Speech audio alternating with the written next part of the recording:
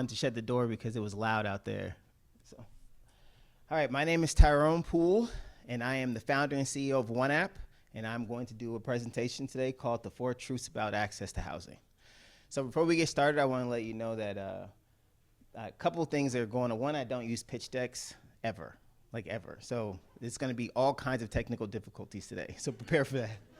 Second, I needed, my contacts are really old, so I got some brand new ones yesterday, and they ran out, so they gave me some samples that are somehow not the right prescription. So I am struggling up here reading fine print.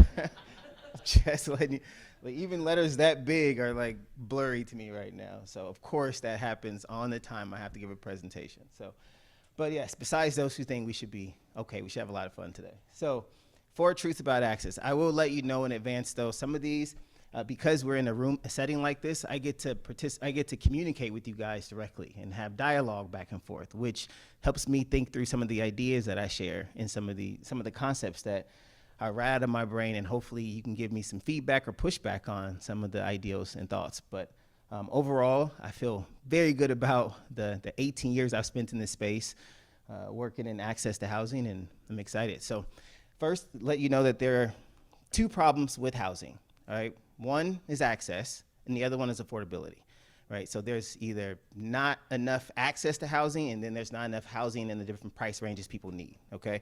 We are not going to talk about affordability. That is not the access today. We are talking about the actual act of denial. So just to make that clear, 'cause sometimes I get a bunch of questions about pricing. Affordability is a whole nother issue. The price of land, the price of money, the price of construction costs, the price of materials, all these things go into affordability. That's not the part of the discussion today. So start off with telling you a little bit about myself. Like I said, I'm the founder and CEO of OneApp. I started that company 9 years ago, September 14th, 9 years ago. It's a platform that helps house families. We've created a couple products. One, we created OneApp, the matching software. We launched it here in Oregon some years back. Anybody remember OneApp matching software? Good, yeah, it was a fantastic tool. And we launched the OneApp Guarantee. A little bit more about me. So I actually didn't start off wanting to get into the space of housing whatsoever. I actually went to school to be a fireman. That was my whole dream in life, was to be a fireman. And I got injured in the fire academy.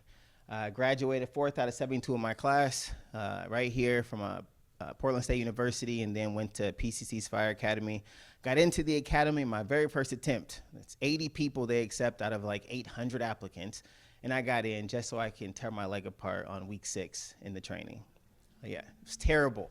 I was hospitalized for 9 months. I had my leg elevated above my heart 16 out of 24 hours a day. So it was terrible. And then when I finally got out of the hospital, I was on crutches for a year. So it was a brutal, and I still have to wear dressing on my leg for forever. I was 22 years old. I'm 40 years old today, so it was 18 years ago. No muscle damage, but that process of life taught me a lot, because when I got out of the hospital, my life was completely different than when I got in. When I got in, I mean, I was doing well in life. When I came out, I had been evicted from my apartment because, when you're in the hospital for 9 months, they still want you to pay your rent. My car was repossessed from the hospital parking lot. My family helped me put my stuff in a storage unit, and my storage unit was repossessed. Basically 9 months of no income, and a family that really is not, I'm the oldest of 8, so it wasn't a lot of opportunity there with a single mother. And so when I got out, I had the clothes that I went in with. And I went to, I was lucky enough, I ended up a couple months later in a homeless shelter. And it was the Y here in Oregon, and I got an award letter that paid rent anywhere I wanted to live for a year. So it was the Winter Shelter Housing Grant. It was $500,000. And I was one of the lucky ones that got to get my rent paid for a year. So I got this shiny new letter that was in my pocket that now I get to go look everywhere. So I'm on Zillow, apartments.com. I'm looking for the best spot that I can, I think it was like $1,200 back then. So I'm looking at places like $11,999 in rent so I can maximize it and get everything out of it. And I applied to my first apartment, and something happened to me that had never happened before. Was denied. And then I applied to my next place, and I was denied and denied and denied. And I was denied I was in that shelter for 3 months with a letter that paid rent anywhere. And by that time, it was just this crumbled up piece of paper that was in some pair of pockets somewhere. And eventually, I got approved to a place. And that was one of the most challenging times of my entire life. And it taught me the very first truth about access to housing. And it's a nasty one that we don't talk about very much. But it is absolutely a truth that in America, housing providers mitigate risk by screening to identify the most vulnerable applicants, right? Vulnerable risk, it depends on what side of the table you're on. If you're a housing provider, it's risk. If you're, advocate, it's vulnerability. And once we identify the most vulnerable people, what do? We deny them access to housing. And that is our strategy to be successful if you're in real estate. That's the disgusting strategy, but it's the truth. So, and I learned that lesson the hard way. So that is the first truth. And I like to see if people have any pushback on the 4 truths that I shared today. Does anybody disagree that that is the truth of how we mitigate risk in America? Perfect. So we're all aligned with the first truth. So I had an idea back then because I just got out of the shelter. I'm in my own apartment now. My rent is paid for a year. I can't work. I'm physically unable to work. And I'm volunteering at the Y at this point in my life every day. I end up getting a place, by the way, that was 6 blocks from the shelter. I was on the bus for an hour and a half to Vancouver because there were rumors of places that approved anybody. They approved everybody. All these people from the shelter got approved there.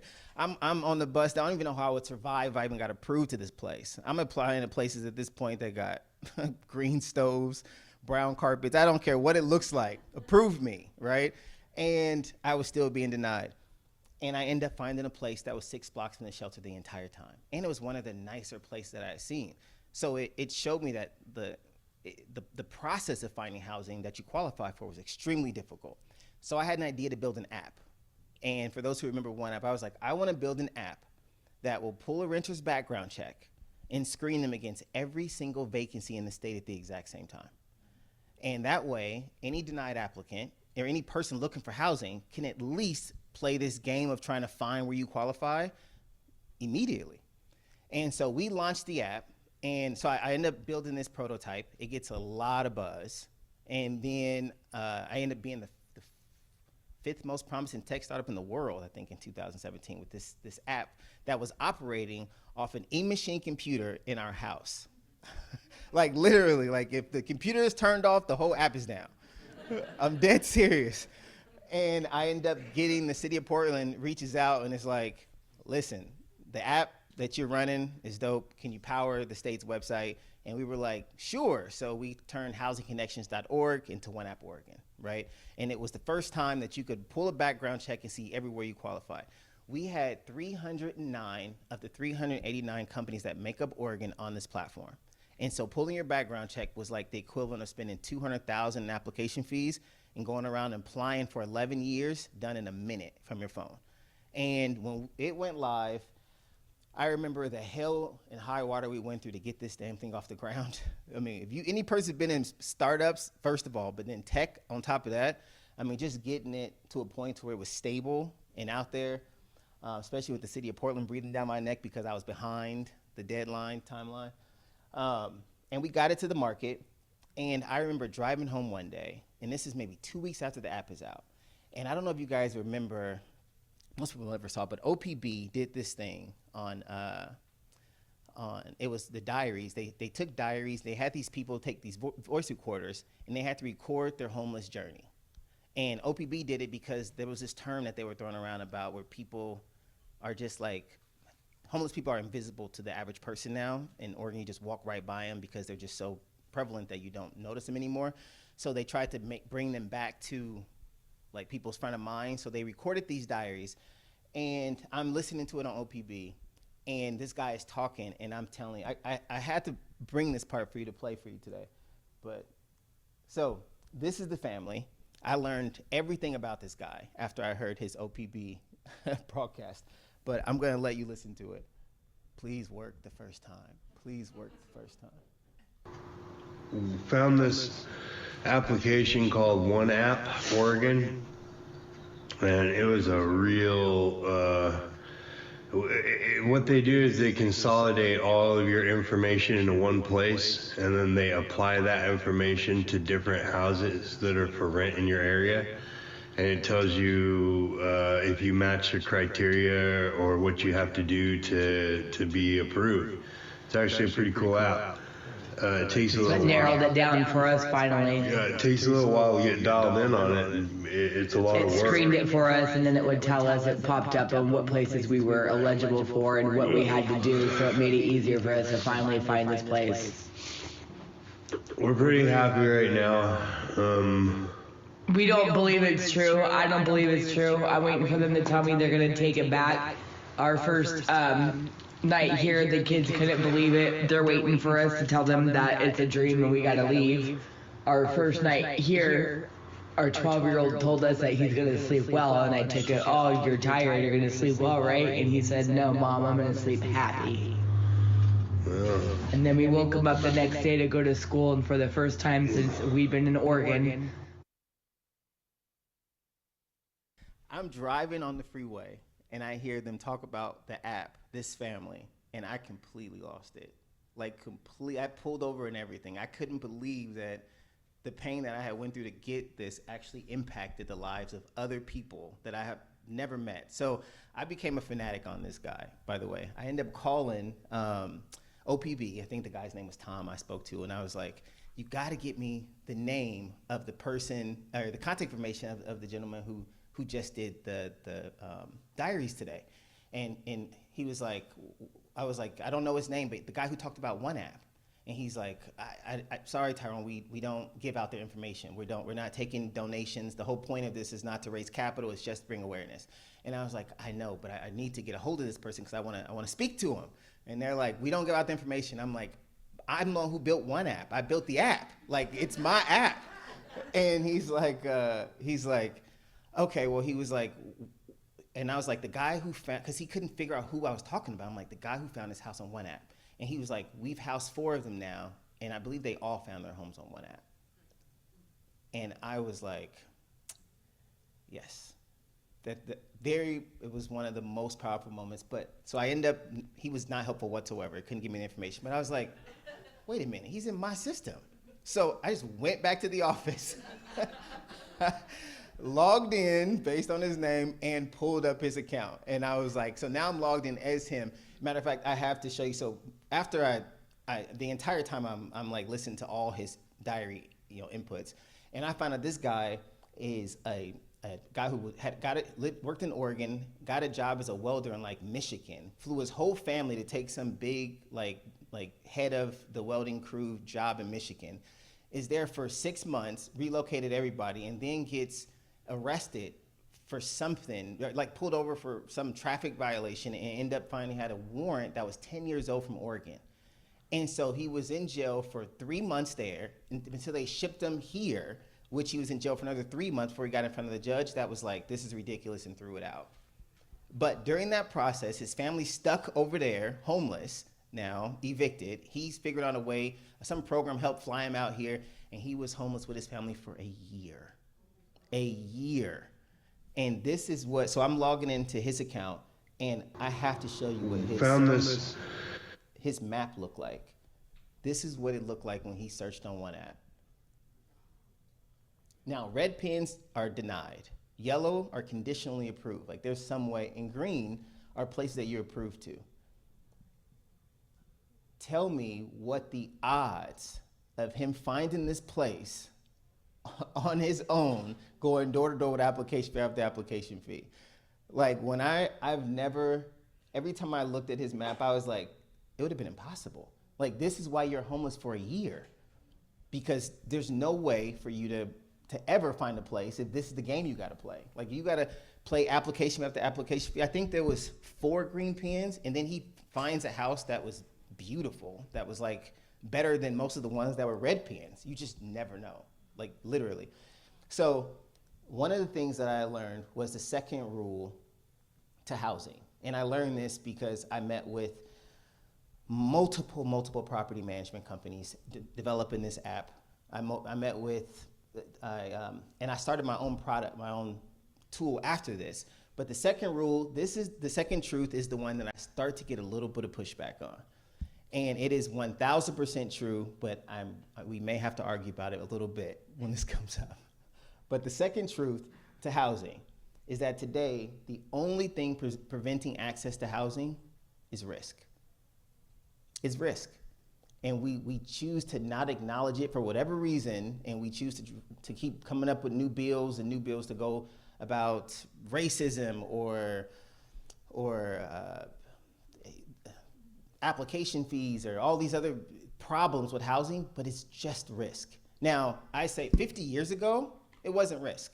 50 years ago, there were people who were literally homeless because there were not enough properties that would rent to gay people. Or there wasn't enough properties that would rent to black people. They just didn't exist. Or even children. Like if you were a single mother with children, you were looked at as being one of the highest risk people just because you had kids. And so then we came up in 67 with protected classes, right? So now you can't use those anymore. And we have pounded the pavement with those protected classes. You cannot, your race, your age, your sex, your gender, all those things can no longer be used whatsoever. And yes, I'm not saying that there are not racist people out there. There are. I'm not saying there aren't homophobic people out there.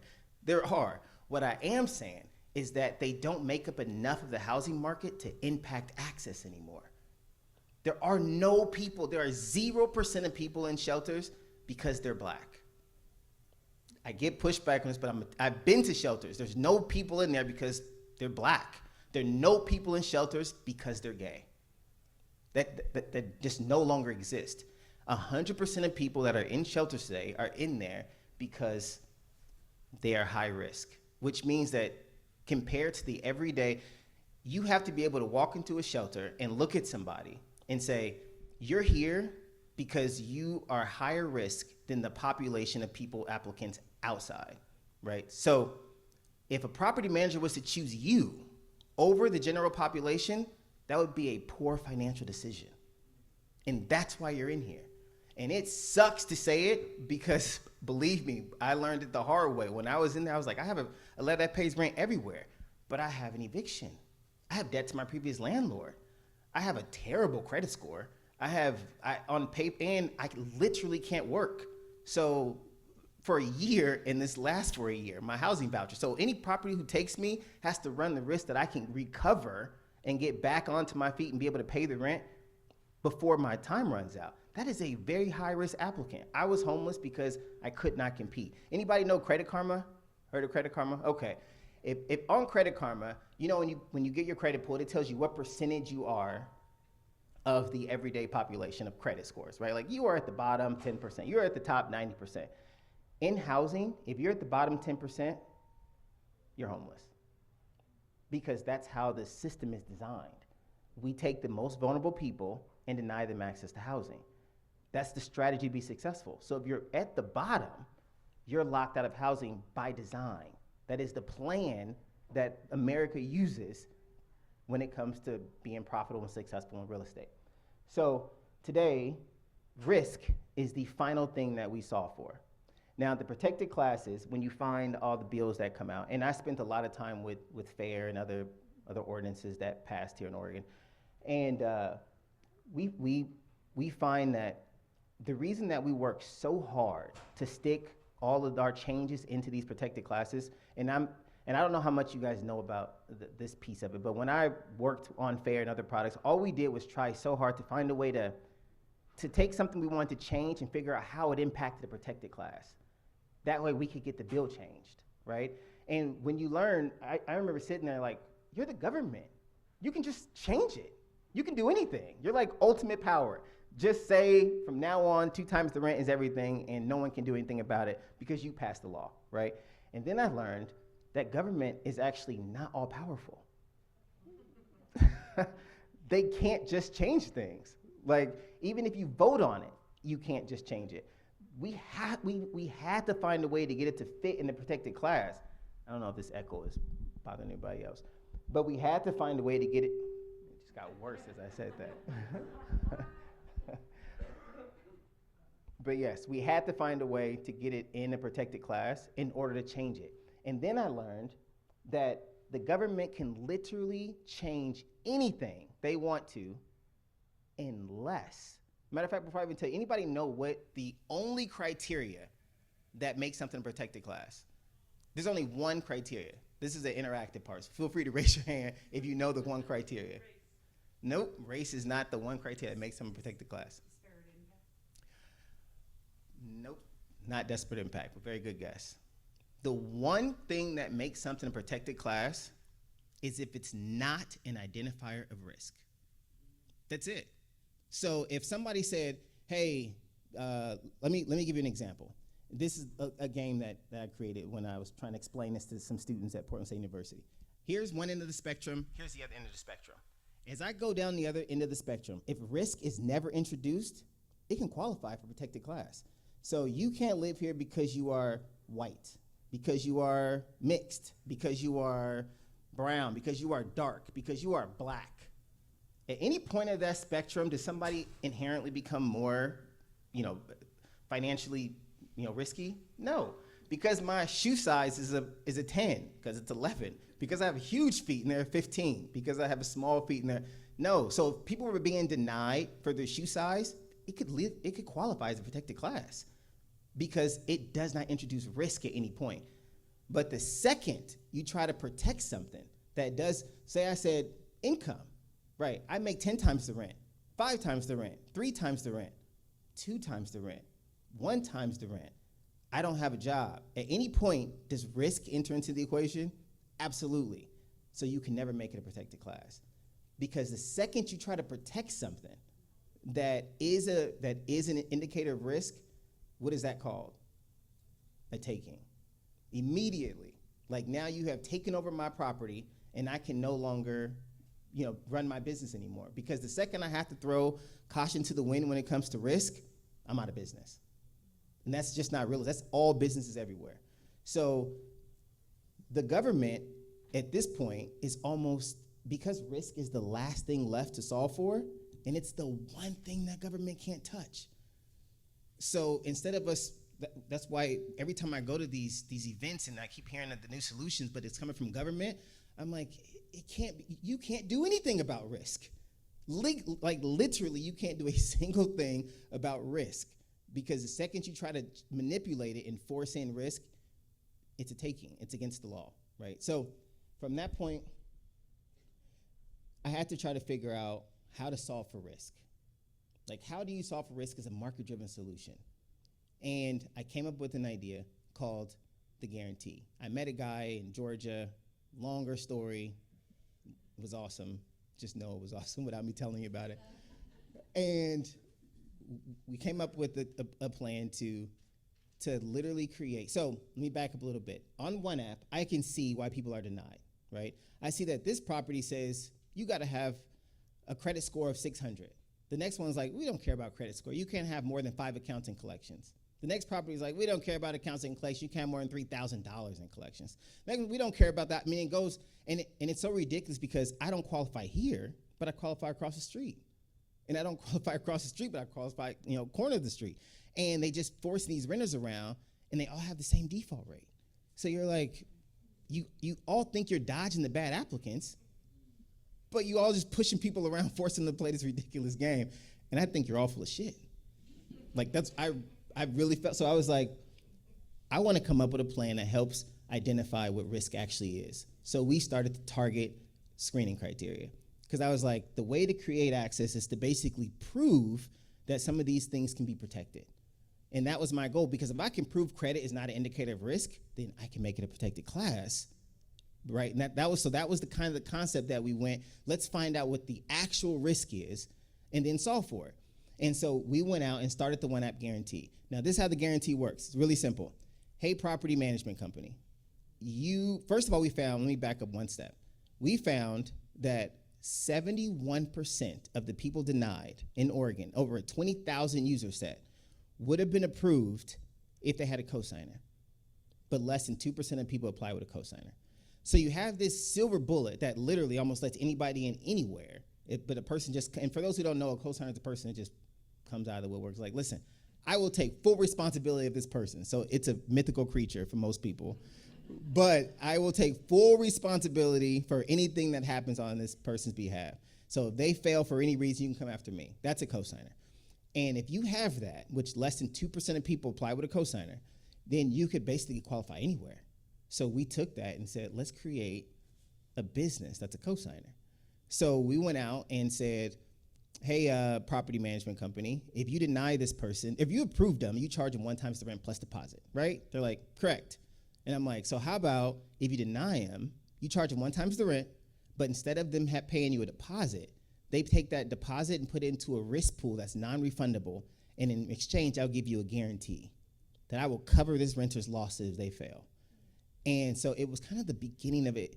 When we first thought of it, we were allowing denied applicants to co-sign for other denied applicants, right? By putting all their money in the pool and then they're covering each other. We had no idea what the default rate was gonna be. We had no idea we were about to lose everything overnight, right? Because everybody, the way people talk about people who are denied, you think they'd just be terrible applicants. So we ended up launching it, and what do you guys think happened? See, that's just it. Nobody has a single clue about what was gonna happen when we did that. It actually went fantastic. Like, we ended up, I think in the first full year, we did like maybe $4 million in the pool and 4,000 or so people, and we had a $400 and something thousand payout to property management companies. So it showed that, but what we were really able to do is identify where the risk actually was. And so what is risk? Like, not what is it by definition. Like, how do you determine what risk is? And this is a part that I struggle with for a long time, to try to figure out, how do you even tell if somebody is vulnerable? Like, how would you even identify that? And so I came up with what I call the vulnerability quadrant. This is my own concept. Feel free to push back on it. But at the end, this is 18 years of doing this. All right, I learned that no one has a black cloud over their head. Shit hits us all equally. Like, everybody gets the BS. Somebody's daycare center is closed down, or somebody's car broke down. Somebody else's car got repoed because they got drunk and parked in front of their friend's house in the non-parking spot. Everything, we all have our own BS that happens, right? I try to prevent, government from making stupid decisions, so I probably have more sick days than most people, or time off of work, mental health days. But either way, we all have to, we all are gonna get hit with the BS. So why is it that 8 out of 10 of us, when bad stuff strikes, 8 out of 10 of us will lose our housing? Why is that? What makes them vulnerable? So I came up with the quadrant because this is the exact steps that virtually every single person takes when bad stuff happens. First thing you do when bad news strikes is you look into your own savings and any assets that you can liquidate. That's the second you can't pay. Now, remind you, 70% of Americans, 70% will be at risk of not paying the rent if they miss one paycheck. One paycheck. And if you take homeowners out of the equation, it's 90%.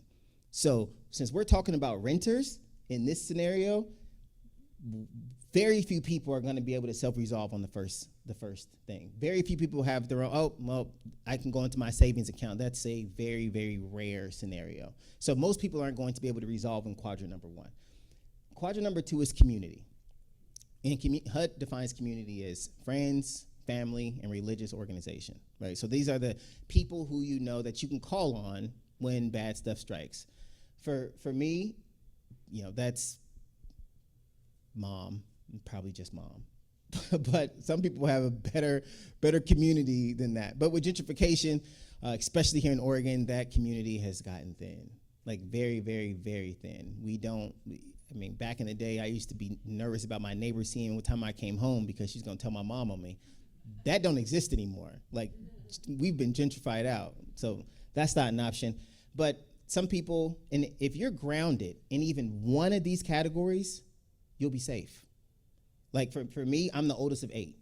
My brothers and sisters are grounded because there's very little things. Something would have to overcome me for them to be at risk of homelessness, and that's difficult. So they are going to be they are solid with me as their older brother, right? And I have a sister that has mental health issues, and I probably pay her rent 4 months out of every year because she just has mental health times where she just can't do it, and she knows she doesn't have to stress out about it.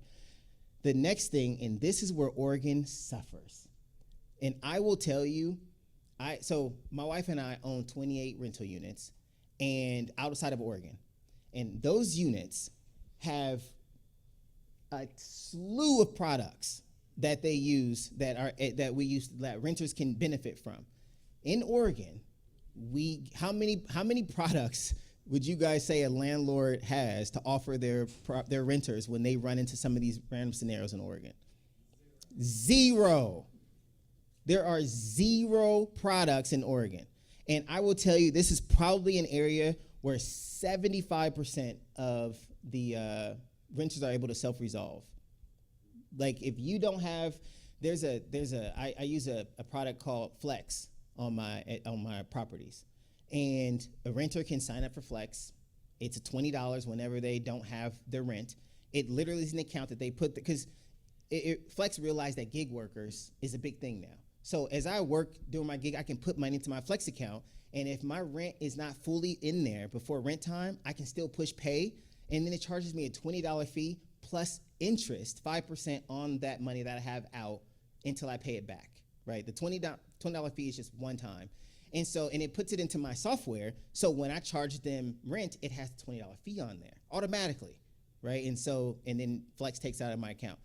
It is the coolest tool that allows people they advertise is better than the late fee. That's their advertisement, right? But it's the coolest tool because people can literally be like, dang, I didn't earn enough yet, but I'm not gonna be late on rent, and I'd rather pay $20 to Flex than $100 to Shine Investments, which is my wife's company. So you think that product is in Oregon?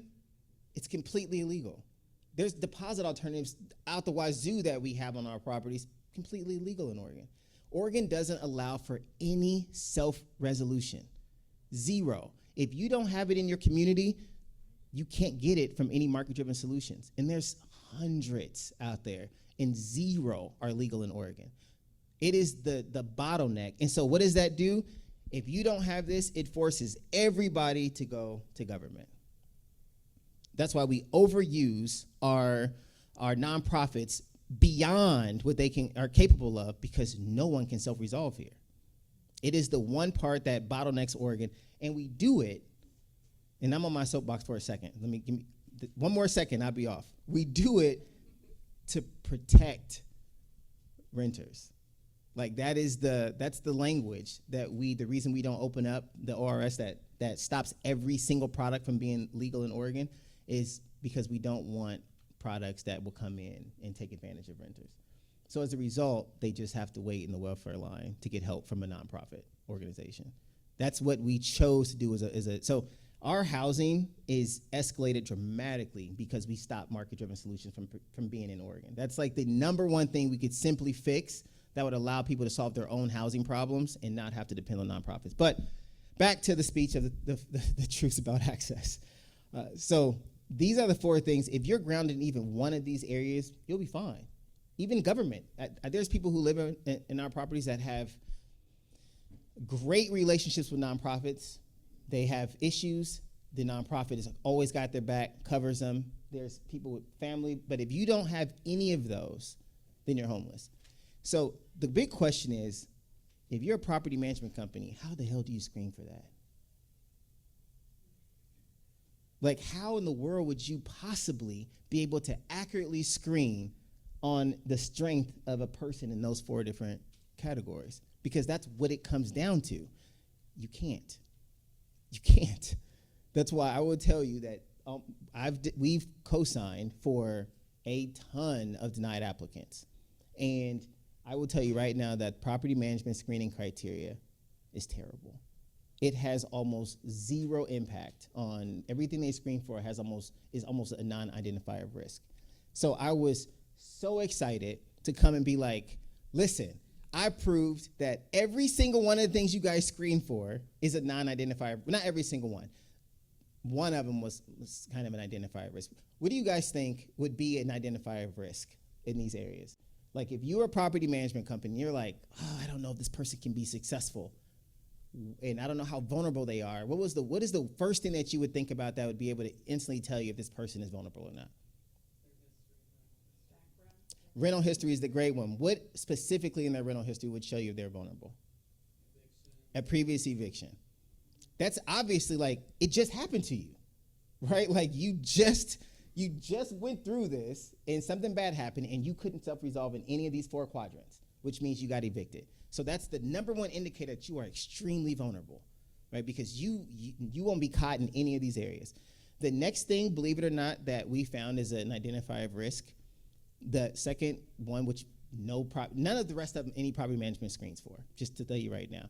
The next one is the fact that if you bought the guarantee, if you bought the cosigner product, and you put your money in the pool with the Money Mart or using our cash tool, basically going into Walgreens and paying because you're unbanked, you are much higher. That is somehow, and I don't know the science behind it yet, so I can't speak to it intelligently, but being unbanked is an identifier that you are weak in all 4 quadrants. Yeah. So it's actually the right behind eviction, right? So you're like, now, I was so excited to show you all of the ones that we found and try to debunk all the ones that that property management companies use. But then I was like, even if we got it right, like right now we have it wrong, but let's say we got it right. Let's say we got rid of we protected all the ones that are wrong identifiers of risk, and we got it right and put and only property management companies screened against things that were true identifiers of risk. What would change? What was that? I don't think so. Really? No, because of truth number 3. There will always be people more vulnerable than others. Think about that. Remember, our entire market is based on the fact that we identify the most vulnerable individuals and deny them access to housing. Does it matter if we move those people around? Like, let's say we got rid of credit, right? Yes, Tyrone, you did it. You got credit thrown out. And in its place, unbanked people came in, which I'm assuming they were trying to accomplish with credit in the first place, right? So now unbanked are in and credit is out. The only thing that changes is the faces of the people in the homeless that are in the shelters, because now they're at the bottom. They're out. As long as, truth number 4 is, as long as number 1 exists, we can't make any further progress. I mean, it's no benefit whatsoever for me to put up the top 6 things and work for the next 5 years to get all the current ones thrown out and these ones put up, because at the end of the day, nothing will have changed now except for the most vulnerable people. Now, I have had some people come out and say, well, right now, black people are at the bottom, and if we change it, that might not be the case. Let's be real. I'm serious. If the goal is to identify that my grandmother cannot read or write at all. She lives in PCR housing, and she has for the last 30 years, right? And it's not because she was lazy. It was because until 1967, it was illegal for blacks to own property in Oregon. So she never was able to participate in any wealth building opportunities. So as a result, what do you think my mom was able to accomplish? You're looking at first-time home owners here. So there's no matter who believes that if we truly got it right and was able to identify the most vulnerable people, that black and brown people would no longer overrepresent the bottom 10%. Exactly. Because we are the most vulnerable. So I don't think a single freaking thing changes. That's the only reason I haven't put the data out. And I've been harassed to put the data out because I've showed a few people who turned around and was like, Tyrone, this is what we need to get credit thrown out. And then I'm like, yes. And the first person when we get thrown out will come back and be like, because of you, I got to get into housing. But then the person over here is going to be, because of you, I'm locked out of housing. Right. And so we accomplished nothing by doing that. This is the truth here that left me stuck for a while. Because at this point, I was like, what the hell are we even doing anymore? Like, are we trying to get criteria right? Because what criteria is the criteria that keeps everybody, that empties the shelters out and people all have a house? None of them. None of them. So instead of leaving you in despair, because I know I destroyed all your dreams with these things, I do have an idea that I wanted to share with you on how to actually solve access to housing. But it is a huge paradigm shift in the way we think about it. So even before I go into that piece, I'm gonna let you know it's been solved in other areas, other markets. In 1888, or 1886, the first car came out, right? For the first 10 years of that car being out, only 3 to 6% of people were able to own cars. It was just too high risk. Something happened 10 years later, and then within the next 3 years, 80% of people own vehicles. What happened? Oh, that's a good guess. Financing. Financing was actually always there, believe it or not. Insurance. Right there. Insurance happened. Because before, it was like, this car is $20,000. I don't know what it was in 1800. Maybe it was $5. But now it's like, you don't have $20,000. You run this car off the road, I'm out of money, and you can't pay me back. So you can't have it. So only the wealthy could get a car. But then when car insurance came out, it literally detached the risk from the manufacturer. So now it's like, I don't care. Matter of fact, today, I can get my license yesterday. Go get a car yesterday, crash it, totally, completely my fault, and walk right back into dealership today, and every single person in there is going to trip over themselves to help me get a new car with no issue, because there's no risk anymore for them.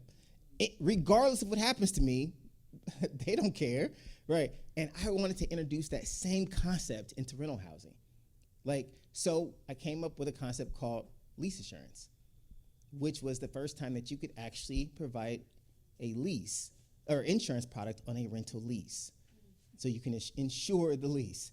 Now, because I know exactly how much that would cost, because I've just guaranteed, I think currently right now I'm on the lease with 6,000 people. So I know what my default rate is. I know what that's gonna look like. I actually don't know what the next slide is, so I'm gonna just peek. Okay, that's what's next. Don't look at that. So because I know so our default rate right now is, that slide is backwards, I just realized that. This should have been the next slide, all right. This is the default rate. Now, I don't know if there's any property management companies in here, especially ones that work with OneApp, but I know when we first came out, we said we used OneApp's data, and we came up with the most, I forget the technology, the term we use. We basically lied and said we had this dope algorithm that can make it to where we knew a risk was better than you, so let us guarantee or denied applicants. It was a complete lie. We had no idea what risk was. No idea. But we did have an investor who said, if you want to find risk, you have to let everybody in and then learn from it by trimming it down. You can't chart, because we were like, let's start off with only letting people make 2.5 times rent. He was like, can't do that. You'll never learn. Let everybody in. So we launched it, and we said, you're approved if you make 2 times the rent. That was our only criteria. And we have a 7.9 default rate. And we co-sign for 500-600 people a month now, and that's our only criteria. That's it. And we were able to learn, and that's only, remember, the US average is 6.7.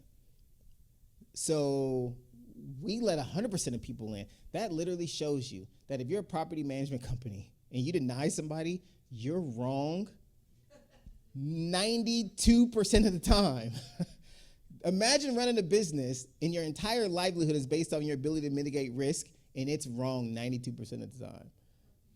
Most companies would be out of business if that was running that poorly. But rental housing somehow can. But what the number we came back with is we spend, per 100 people, we spend $24,000 on losses. All right, 24,120. So let's take the 120 off, because 24,000 is such an easy number to work with. 24,000 in losses, basically paid out to the landlords to cover their losses, right? Per 100, which means that's if we were to come up with a lease assurance policy that the state allowed us, it would be $240 a year per person. No deposits, just $240. And if you did it monthly, that would literally be $20 a month, and everybody qualifies everywhere that they earn 2 times the rent. Is the only criteria, with no denials. No nothing, just $20 a month. But you just have to reach twice it. You just gotta make 2 times the rent. And everybody qualifies everywhere. Yeah, that's and if you wanna look it up, I mean, I have a site. I'm not gonna try to pitch it right now, so never mind. It's being recorded. Maybe afterwards come ask me about it. But so that's it. So I tried to pass the Lease Assurance Act 2 years ago. Yeah, it was very expensive to try it. And the data was still kind of young. But we will go back, because I will tell you that the things that hold us back from being able to make a move like this, is in all 3 categories: the property management companies, the tenant groups, and the city. And if I'm going to tell you if we start off with the property management companies, the property management companies have to realize that they have no freaking clue how to mitigate risk. It's impossible. Even if you took all the ones that we found are mitigators, it still barely changes it. And because people's lives are so fluid, you can get a car that's reliable and your entire risk profile changes dramatically. You know what I'm saying? You can get a daycare provider who's reliable, and now your risk, you can get a boyfriend that stabilizes you. I mean, there's so many tiny things in your life that can change that makes it almost impossible to even, the entire concept of guessing the outcome of somebody's tenancy is like a crystal ball. It's like you almost have to be a magician. I mean, even if we were to employ all of the things that we do, we still would barely be over 10%. I mean, we would still barely get to 5%. So we are talking about denying a ton of people to basically gain a tiny percentage point of profitability back. It's just not a successful model. So if property management companies come to the table and say, what we're doing doesn't work, it doesn't serve us, doesn't serve our communities, let's change it, that can happen. The other thing is, and I don't know if we have any PMCs in the room, but this is me just getting raw here for this last part. I know a lot of times people don't actually want to take responsibility. It's hard to hear, but the fact that that our shelters are full of high-risk people is fair. It sucks to say, but it's fair. Because if any denial that is based solely on risk in the United States is fair. So I know that they can stand on those high grounds when all these advocate groups come at them and call them racist, and they hate black people, they hate poor people, blah, blah. And they're like, what we're doing is fair. And they're correct. And so, but at the same time, when they call you those names, that's fair. Because in reality, what you're doing is no different. I've had arguments with property management companies that will turn around and say that they're nothing like the people who created this problem in the first place, right? Like the older white people of Oregon who were racist and blah, blah. And they try to argue that with me, and I tell them, go have that argument with somebody at a shelter. Go into a homeless shelter, and based on statistics, it'll probably be a single black mother that you'll see. And you'll go in there and you say, excuse me, can you talk for a minute? Listen, I'm not racist. I love black people. I have black friends. You know what I'm saying? Now, I know that you got denied, and a lot of the other people that are black and brown in here got denied with you, but it's not because I'm racist. See, my forefathers were directly racist. Like, they literally denied people for the color of their skin. I don't do that. I deny people. I understand as a result of that, you guys became the most vulnerable population. But what I do is I just deny the most vulnerable population. And that's called systematic racism. That's much different than direct racism. Now, I know it still equals the same thing at the end of the day. All of you guys are still homeless. You still have gentrified communities. Your crime increases, fraud, all the things that take part because of the fact that you still are denied access to basic life necessities. But it's a different reason it happened. And so as a result, it makes me feel better. Does it make you feel any different? That's the question I would like for them to ask. And the answer is absolutely not. It doesn't make me feel any different. Because guess what? Direct racism and systematic racism are exactly terribly the same. Like, it doesn't make you any better of a person if you aren't directly racism, but you still participate in racist things that still impact communities the same way. Like, if the outcome is the same because of what you're doing today, so when they call you those names, you can turn around and say, what I'm doing is fair, and you'd be completely correct based on legal terms. But just because something is fair doesn't mean it's right. And that is a difference where property management companies have to come to that realization and get away from the fact that they're not breaking any laws of what they're doing, and get aligned with the fact that change is still necessary, right? From a tenant advocacy standpoint, their issue is that they won't realize that it's just risk left. They are still fighting for protected class after protected class. Like, the truth is, there's nothing left but risk. And very few of them can go into a shelter and look at somebody and say, you're a bad decision. Like, it is. It's tough to do. I mean, it's even hard to say it. But the truth is, that's the reality of it. Until you can wrap your head around the fact that it's just risk, and the fact that the government can't wipe a magic wand and get rid of risk. They are powerless. That's like kryptonite to Superman. You can't do nothing with risk if you're the government. So you need to work with property management companies. You need to work with market-driven solutions outside of that, and then figure out a solution for risk, because the government can't fix that one, right? And and then the last part is government. Like I talked about, they have to let market-driven solutions into the state of Oregon. I mean, this is just ridiculous. No one can self-resolve at all here. Like, no one can solve their own problems. You have to let the floodgates in.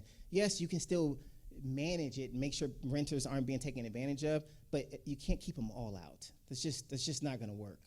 I mean, how many people do you want living in shelters that could have easily solved these problems if they just had some tools available to them? So if all those people combine, and then the last thing of government is the fact that the concept itself, if the Lease Assurance Act passes, every single bill you've ever passed is useless, because it doesn't work. Those bills only can exist in a space where denial is used as the way to mitigate risk. When I argued about the bill last time, I was talking to a group of voted electives, and they were like, this is brilliant. And I was like, I know. And then they were like, so how does FAIR fit into this? And I was like, it doesn't. And they were like, wait, you're talking about getting rid of FAIR? And I was like, well, yes. How does FAIR work? There's no such thing as denials. FAIR is a low barrier. Like, the whole point of that is to help more access to people, but everybody's approved in this one. So how does FAIR work? And they were like, I can't participate in this. You're trying to get rid of FAIR. I'm out. And I'm like, are you being serious? I mean, 3 or 4 calls must happen like that. And then I got on the call with my lobbyist. He's like, Tyrone, you're gonna have to figure out a way to make FAIR work. Because if you keep trying to get rid of FAIR, you're gonna kill the bill. Do you know how much sense that makes? That's literally that's like an ice cream parlor existing, right? And then me coming in, tearing the ice cream parlor down and building a concrete brick business, right? Like, this is what we do now. We build bricks and cinder blocks. And somebody come in and say, I like what you're doing with this, Tyrone, but we got these ice cream cones over here, and I don't know what to do with them. And people worked really hard on these ice cream cones. You see the dip chocolate, you see the sprinkles? You're gonna have to find a way to use those ice cream cones. And I'm like, but we sell cement now. And they're like, I get it, but you're gonna have to find a way to work these ice cream cones in there. That's what this is like. They don't fit whatsoever. FAIR and all the other bills, they were like, what do we do about the fact that, you can't charge more than one application? There's no multiple application fees. No one's denied. I mean, every time you bring it up, and what about the deposit? There's no deposits. Like, every bill you ever wrote is trash because of the fact that the entire paradigm shift. We don't even look at access the same anymore. It is now insurance. And everybody participates because there's no way to know who's going to be successful and who's not, right? So if you look at it that way, and I will tell you that is the biggest problem with trying to pass a bill like this, because the city just cannot get rid of all those these people are connected to these bills as if it's like, and I get it, like, they birthed these. I mean, some of these took like 5 years to get these things through, and I'm walking in saying it's useless, get rid of it. That's got to be hard to swallow. But at the end of the day, we're stuck. Remember rule number 4? As long as rule number 1 exists, and the only way to get rid of that is to say we no longer deny applicants to be successful. That's gone. But as soon as you kill that, you kill every bill you've ever passed. And that is the biggest, hardest part. So that's it. That's the solution that I proposed. Those are the 4 truths of access. I hope everybody leaves out here not feeling depressed about the fact that all the bills you see from here on out are useless, because they always will be. And that's what it looks like to look through my lens. So now you all get to see through the same lens. You're welcome. All right. So thank you.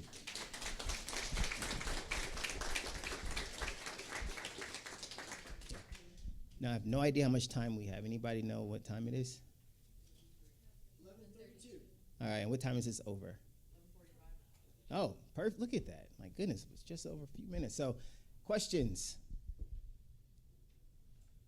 I don't know if somebody's going to walk a mic around or you're just going to yell it and I'll repeat it. So, you said the fair is the issue. Isn't your bill proposal inherently fair? Can't you just market it as fair, considering you're giving everybody equal access? Yeah, so just to repeat it for the people who are at home, he asked if fair is one of the biggest issues, which it was the number 1 thing that they didn't want to kill. Could we just market this as fair? And the truth is that is actually pretty brilliant, and my lobbyists didn't think about marketing this as fair. It is. This one is the fairest you will ever get.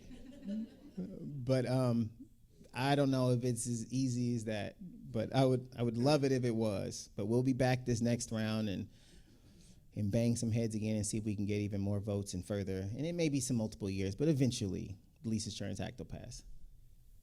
I don't know if this is a question, but more of like listening to you and realizing there's a lot of nuances in the building. Specifically, one of the ones that I was thinking of is there's so many electeds that are also landlords and use eviction as their biggest tool to continue to operate their business. So I feel like that's going to be a big barrier in terms of creating a narrative to advocate for tenants. Right. So the current, because we use denial, and so I don't know if you guys know this, if you have an eviction in the state of Oregon, you qualify for less than 1% of housing. If you have an eviction within the last 12 months. So eviction is something that they fight hard to stop because they know it's a death sentence the second it happens. Like the second you're evicted, you saw the guy's map, right? That was an eviction within the last year. That's what it looks like. So because of that, because that's how it works in the current system. But remember the analogy I gave you about the cars? Like I can get into an accident, which is the equivalent of an eviction. But eviction is no longer deadly anymore. Like I can get evicted and walk right up to the next property. They could care less. You know why? Because they're fully covered. There's no risk to them. So in the new space, evictions have no impact. So it's a different, it's a complete paradigm shift. Your entire way of thinking has to change completely when you imagine the other way of doing things. But yes, I think in the new space that eviction, if they understood and took the time to learn it, they would understand that evictions are something that you don't have to fight to protect anymore, because people won't care if you get evicted, just like you don't care if you get into an accident, so. Yes. I just want to say, in the Latino community, if you don't have Social Security or legal status, you will be denied. That's a really good point. I'm a single mom of 6 kids, so because of the size of my family, I was denied. Because the color of my children were denied. Mm-hmm. So race it affects if you go to a shelter, it does. Right. Now, that's a good point. So Oregon is one of the best states when it comes to immigrant, in not being, not having the legal papers and documents. Most states are very difficult to get access to housing. Oregon is one of the states where it's on the better side. So I'm imagining what you're going through times 10 in other markets. Insurance also would protect. I mean, if you can pay, insurance companies we wouldn't give a dang if you the documentation. So it is another area that would overcome. Another big thing that comes up is criminal. And criminal history is the first pushback, because we would have a financial guarantee, but the risk that comes, that the perceived risk with people with criminal history is not financial. So I can't write you a check to overcome the perceived risk with somebody with criminal history. So yes, the Lease Assurance Act would not overcome criminal. But when people say, well, what would you do about criminal history? The truth is, it shouldn't be an issue in the first place. Like, I know we talk about the recidivism rate all the time, right? Recidivism rate, 67%. That is the reason we don't want to house somebody who has criminal history, because they're more likely to commit a crime again than they are not to, right? It's 67%. And so to keep our community safe, we want to deny people with criminal history. But then they completely skip the rest of that data. The data that shows that if a person comes out of jail and has access to housing and employment right away, their chances of committing a crime goes down to 17%. And if they don't commit a crime in 3 years, so if they get support for 3 years, their odds of committing a crime are equal to the person who never committed a crime. So the entire idea of denying access to housing to keep our community safe is an oxymoron. It's the most ridiculous thing in the world. So no, I wouldn't try to fight for the insurance to cover criminal. I would fight for one of these dang electives to have the balls to go up there and say, can we be done with denying criminal history to try to pretend to keep our community safe, when all it does is keep them dangerous.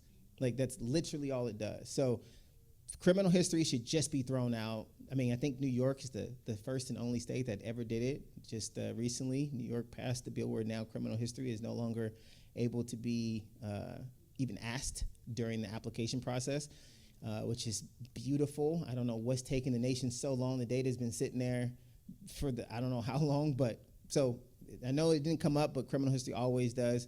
It should not have an impact whatsoever. What's your take on The the landlord guarantee program? landlord guarantee program is what happens when government tries to do market-driven solutions. You have a fund that sits there and does not have a business behind it to drive it. I mean, I will tell you, the landlord guarantee program, the ready to rents, I forget what they've been called. They've changed their names over the years a couple times. They have almost no reach or understanding in the market. The money's there. They do a good job of putting the money in the bank, but then the impact, you can go to a property management company and they can say, yeah, we take it, but then there's no actual process for it. You know what I'm saying? Like with the guarantee, when we set a management company up and they say, yes, we will use the guarantee, it is literally, their denied applicants go through our flow immediately. So you're denied, then they get sent through one app, they get to go through us for a second chance, and then we come back and say, you qualify, because you always qualify. And it was like, do you want to participate? And they say, yes, we do. And you do understand this is a forfeit of the deposit? Yes, we do, blah, blah. Bam, you're in. It goes back into the software the property management company has approved, and that PM is like, oh, the person got denied, it says sent to one app. Refer to OAG, that's what it says in the software.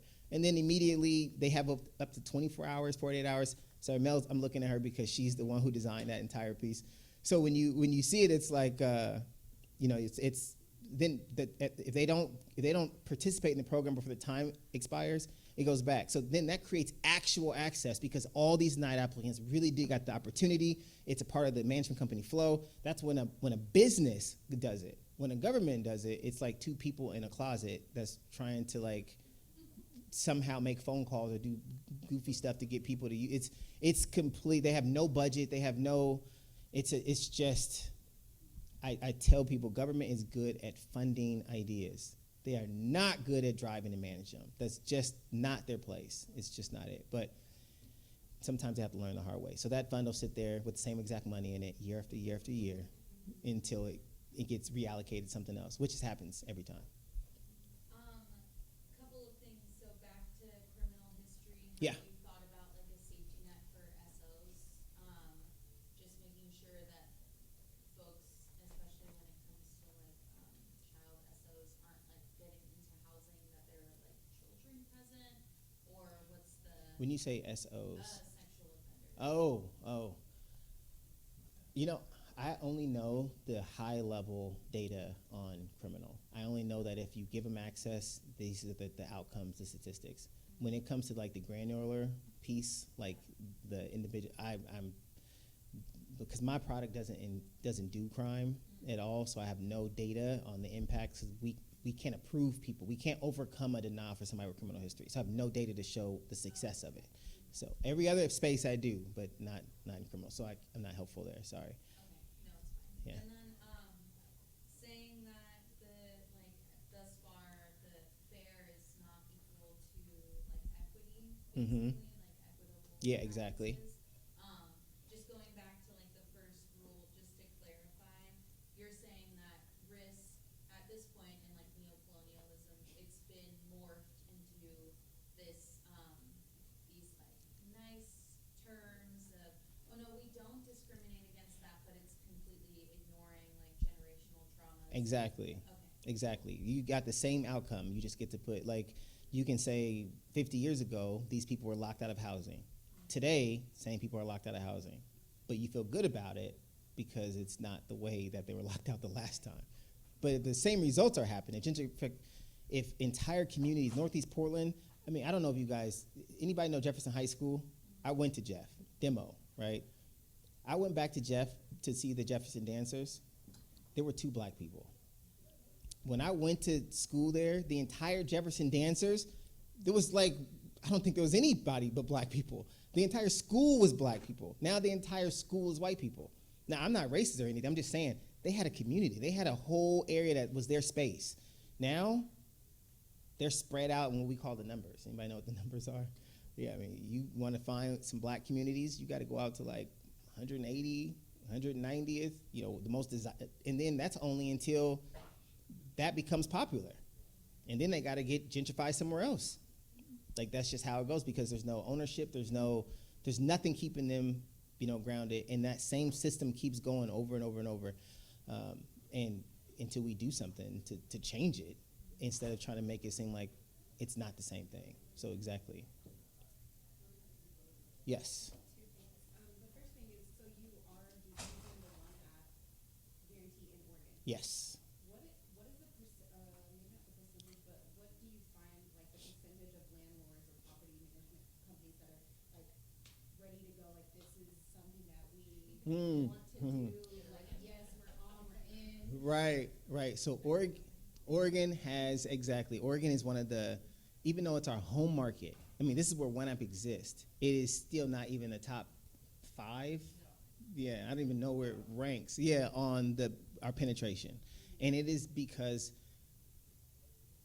not because of the landlords, though. It's because of government. Government has made it to where the risk of change is so, change in property, in real estate is terrible. Like, it just is. Like, if I don't have the comfort to know that the things will be the way it is this year, next year, then I can't forecast. I can't plan, right? And because every single year they change things, they are worried that if they put a bunch of high-risk people into their housing, that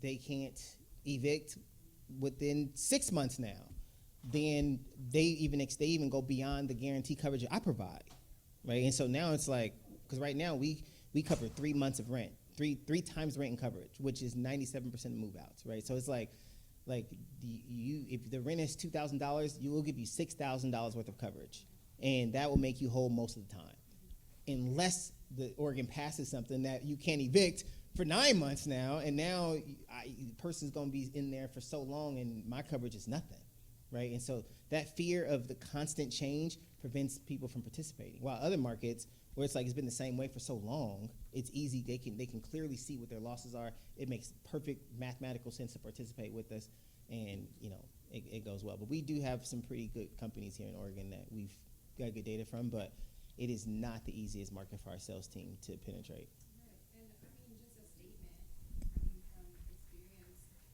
you know how much money it takes to evict someone, and then most of the time you're going after folks that don't Oh, have exactly. money to even pay you. So you Exactly. all that money to take them to court, and then you're still not going to get the funds. And that's how many tens of thousands. Exactly. COVID is that when that happened, tell me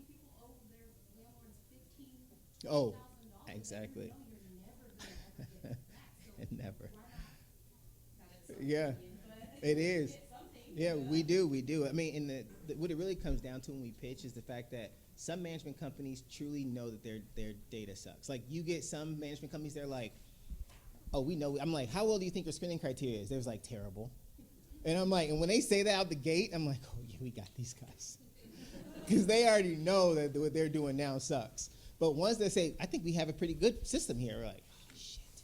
This is gonna be a hard sell because they're still drinking their own Kool-Aid.